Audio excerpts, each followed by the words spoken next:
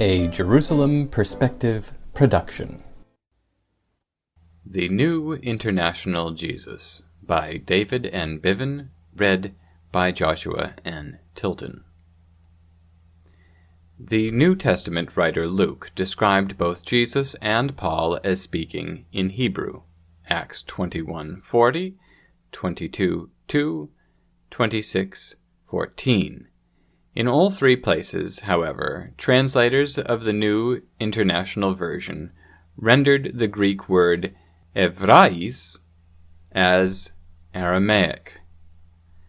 Liberties with the text require explanation, so they supplied these notes: or Hebrew at 26:14 and or possibly Hebrew at 21:40 and 22:2.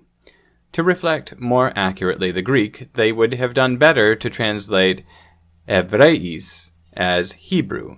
If, then, concluding that such a translation might mislead the reader, they could have added a note expressing their concern. For example, the Greek text literally reads Hebrew, but many scholars think that most first-century Jews in the land of Israel spoke Aramaic. Therefore, the reader should interpret Hebrew to mean Aramaic. The NIV Study Bible does offer an explanation for the word Aramaic in Acts 21:40. More likely Aramaic than Hebrew, since Aramaic was the most commonly used language among Palestinian Jews. On the word Aramaic in Acts 22:2, it again comments, actually, if he, Paul, had spoken in Hebrew, they, the crowd, would have become quieter in order not to miss a single word because it would have been more difficult for them to understand. This argument is based on the crowd's relative silence seems a bit forced. When Paul motioned with his hand to the people, there was a great silence, Acts 21:40. When he began to speak in the Aramaic language, they became quieter, Acts 22:2. Had he spoken in Hebrew, according to the NIV Study Bible commentator Lewis Foster, the people would have become even quieter. How can one know how much quieter than quiet the people could have become? A more natural explanation would be that the people settled down when Paul motioned to them, and they became silent the moment he began to speak. The NIV translators also rendered the adverb Evraisti as in Aramaic in John 5:2, 19:13, 17:20, and 20:16. The Johannine verses have no accompanying notes to indicate that the Greek adverb may mean simply in Hebrew. Interestingly, however, they rendered Evraisti as in Hebrew in Revelation 9:11 and 16:16. Here the Greek allowed no other option, since Abaddon 9:11 and Harmageddon 16:16 can only be transliterations of Hebrew and not Aramaic words. The notion that first-century Jews in the land of Israel predominantly spoke Aramaic was widespread from the end of the 19th century until the middle of the 20th century, and continues to circulate in academic and popular literature. For example, in 1898, the great German scholar Gustav Dahlmann wrote, Jesus grew up speaking the Aramaic tongue. He would be obliged to speak Aramaic to his disciples and to the people in order to be understood. Since the discovery of the Dead Sea Scrolls, however, scholarly opinion has been migrating to a position which recognizes that most first-century Jews in the land of Israel were polyglots, who spoke Aramaic, Hebrew, and Greek. An academic argument that raged decades ago centered on Josephus' use of the Greek phrase glotta Evraion, Hebrew tongue, and related expressions. Some scholars claimed that Josephus intended this phrase to mean the Aramaic tongue. Influenced by such thinking, William Arndt and Wilbur Gingrich, in their widely consulted New Testament Greek lexicon, defined Evrais as the Hebrew language, i.e., the Aramaic spoken at the time in Palestine. Have the NIV translators recycled a faulty inference discarded by most modern scholars decades ago? Were Luke and John, and for that matter Josephus, lax in their choice of words? Did they pen Evrais and Evraisti where they meant Aramaic? These first-century writers had at their disposal a standard Greek word for Aramaic, namely Suristi in Syrian.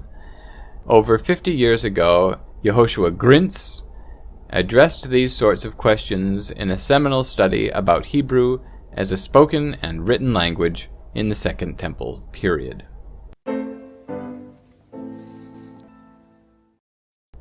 Tassel-wearing hypocrites. More unsettling was the NIV's original translation of Matthew 23:5, which appeared in the 1973 and 1978 editions. Everything they, the scribes and Pharisees, do is done for men to see. They make their phylacteries wide and the tassels of their prayer shawls long. Jesus, like other observant Jews of his day, wore the tzitzit, the tassels that were attached to the four corners of an outer robe, Numbers 15:37-41. Students of the Gospels know this from the story of the woman who suffered 12 years from a hemorrhage. When she approached Jesus from behind and touched his kraspedon, she was healed. Matthew 9:20. Kraspedon is the standard Greek equivalent of the period for the Hebrew tzitzit. For example, the Septuagint's translators rendered tzitzit in Numbers 15:37-41 3 times as kraspedon. When translating the Greek of Matthew 23:5, which speaks of scribes and Pharisees and their hypocrisy, the NIV translators originally rendered the plural form of kraspedon as tassels, in the phrase, the tassels of their prayer shawls. The Greek reads literally, they enlarged the tassels. Of their prayer shawls does not appear in the Greek, and, ideally, this absence should have been indicated in a note, or by italicizing the missing words. This translation communicates perspicuously that Jesus criticized those wearing ostentatious ritual tassels. In Matthew 9:20 and its parallel Luke 8:44, a verse that mentions Jesus' attire, the NIV translators rendered the Greek phrase to kraspedon tu imatiu avtu as the edge of his cloak. Neither tassel nor prayer shawl appears in their translation. Why did the translators not opt for a rendition of Matthew 9:20 and its Lucan parallel that would have been consistent with Matthew 23:5? They could have translated parallel verses to say that the woman with the hemorrhaging touched the tassel of his prayer shawl. Moreover, before their eyes in Matthew 9:20 and Luke 8:44 was the Greek equivalent of talit, himation.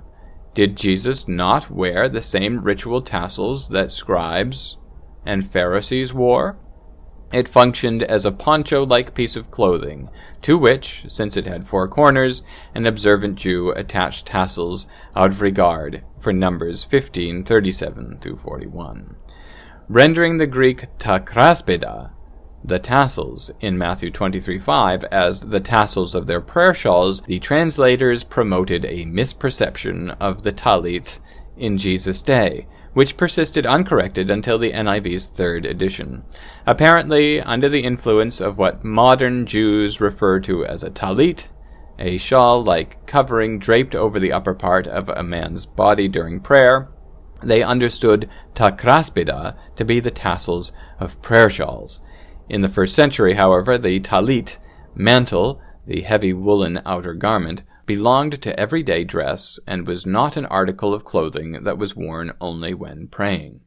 Concerned about modesty, Jews did not go out in public dressed only in a tunic, a light linen underrobe. They wore talits to cover their tunics. Nevertheless, the talit was not specifically a religious article.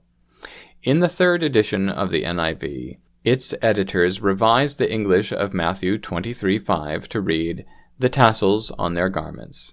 The tassels of their prayer shawls appeared in the 1st edition in 1973, remained uncorrected in the 2nd edition in 1978, and was finally changed in the 3rd edition of 1984. The original wording of Matthew 23:5 circulated in print for over a decade before being revised. Consequently, the first two editions remain in the hands of thousands of laypersons and continue to be read on a weekly basis before congregations the world over. Even with the revision, one still detects a trace of tendentiousness. Why did the revisers leave Matthew 9:20 as "at the edge of his cloak," while rendering Matthew 23:5 as "the tassels on their garments"? The revision removed a gross anachronism from the translation, but it failed to address an implicit syllogism with disturbing undertones. Jewish hypocrites wore tassels. Jesus was not a hypocrite. Therefore, Jesus did not wear tassels. Conclusion. Most readers of the New Testament do not consult scholarly commentaries. They simply read the text unassisted, or perhaps consult the notes of a favorite study Bible. An inaccurate rendering of a verse into a modern language can have widespread consequences in terms of people's perception of Jesus and his teachings. In the case of the NIV, several verses where the Greek for Hebrew, in Hebrew, or tassels appears were poorly rendered. Consequently, an ordinary reader of the NIV might assume that Jesus neither spoke Hebrew nor wore ritual tassels, like the scribes and Pharisees. With respect to the tassels, the reader might assume that Jesus would have differed from the scribes and Pharisees. Perhaps one should dismiss these concerns as overblown. Nevertheless, the NIV's translations contributes to blurring Jesus' identification with his Jewish faith and heritage. If Christians, both Catholics and Protestants, could boast of a sterling record over the centuries in esteeming their Jewish heritage, then such lapses could go unchallenged. Unfortunately, however, the record is not sterling, but heavily tarnished.